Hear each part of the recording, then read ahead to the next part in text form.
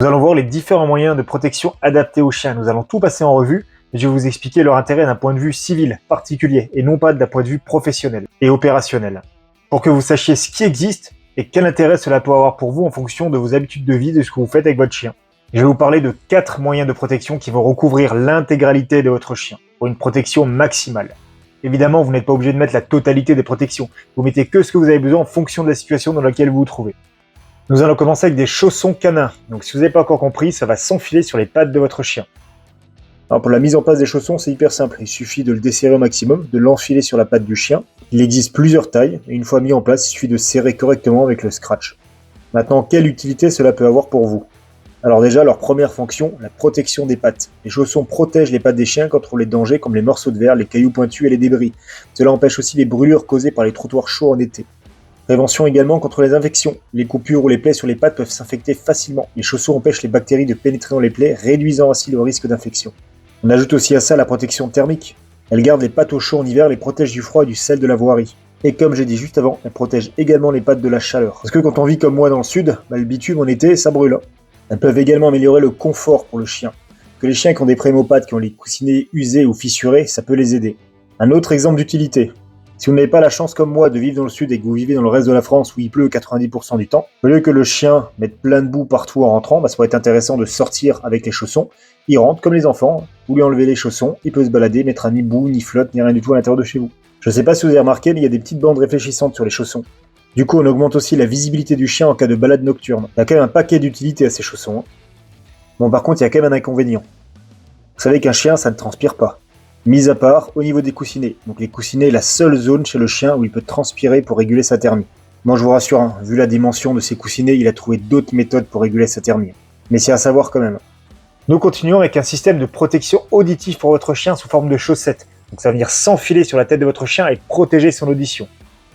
Pour la mise en place c'est très facile, on enfile comme une chaussette sur sa tête. Cette protection existe aussi en différentes tailles. Donc à quoi peut bien servir cette protection? Vous vous en doutez, c'est une protection déjà contre les bruits forts.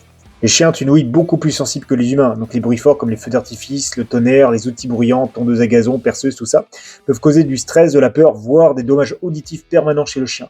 Les protections auditives réduisent l'impact de ces bruits et dans votre chien rester calme et protégé. Donc par exemple, si vous n'avez pas désensibilisé votre chien aux feux d'artifice, que vous êtes chez vous le 14 juillet, que vous le voyez inquiet, stressé par les feux d'artifice qui éclatent dehors, vous lui mettez la chaussette et du coup vous l'aidez à rester calme. Vous l'aidez à être moins impacté par les bruits forts. Du coup, vous travaillez directement sur sa réduction de stress. Un autre des avantages de cette protection. Le système suivant se trouve quelque part là derrière. Vous arrivez à me le dire? Eh oui, évidemment. Donc on est sur la protection au niveau de la tête du chien. Je vais vous montrer les protections oculaires. Pour la mise en place, rien de bien compliqué. On le met sur la tête du chien et on vient verrouiller derrière les oreilles. Évidemment, ce masque du coup sert à protéger les yeux de votre chien. Et dans quelle activité ces yeux peuvent bien être blessés? Même si cela reste rare, le risque zéro n'existe pas. Pendant une balade en forêt, pendant un canicross ou ce genre d'activité, vous pouvez blesser les yeux de votre chien. Il peut très vite se blesser sur des ronces par exemple ou des branches. Là où c'est moins rare, c'est que ces lunettes offrent une protection contre le vent, la poussière, le sable et les insectes. Surtout si vous faites une balade en voiture décapotable ou en bateau avec votre chien. Ou si comme moi vous vivez dans le sud et qu'il y a le Mistral qui souffle la moitié de l'année soulevant des tonnes de sable. Là, j'ai mis en place des verres transparents, mais il existe également des verres fumés qui peuvent protéger contre les rayons UV du soleil et offrir un confort supplémentaire aux chiens qui souffrent de maladies oculaires. Comme vous avez pu remarquer, la vitre peut s'abîmer, mais ne vous inquiétez pas, c'est interchangeable. Comme les protections oculaires et auditives sont de la même marque, elles peuvent s'assembler l'un l'autre sur la tête du chien pour offrir une protection maximale. Vous voyez, la sangle des lunettes passe directement à l'intérieur de velcro qui sont mis en place sur les protections auditives du chien. Là, vous lui offrez une protection totale. Et le dernier système de protection, vous devinez? C'est simplement un harnais. Et vous vous demandez comment un harnais peut protéger votre chien? Je vous explique tout de suite.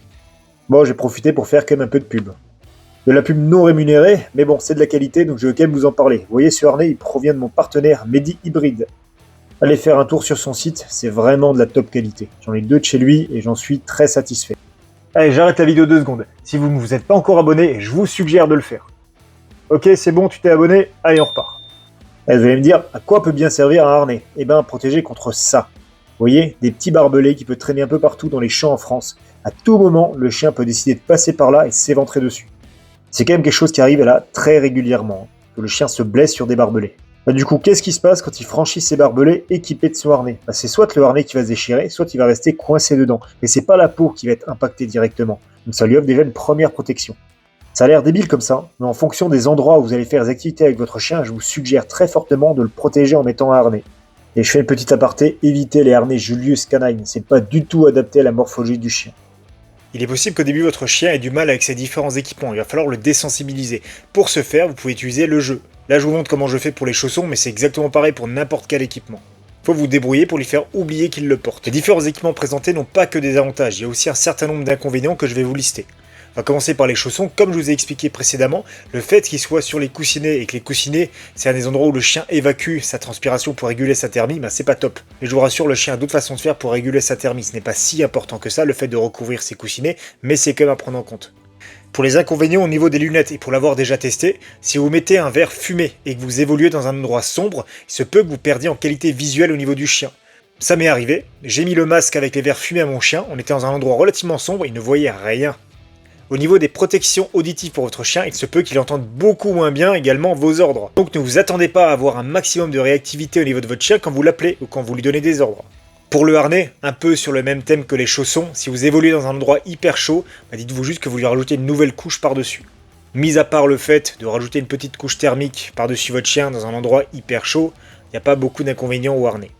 J'espère que ce format de vidéo tuto te plaît, n'hésite pas à t'abonner, à partager la vidéo, parce que là je suis parti pour te faire un sacré nombre de tutos.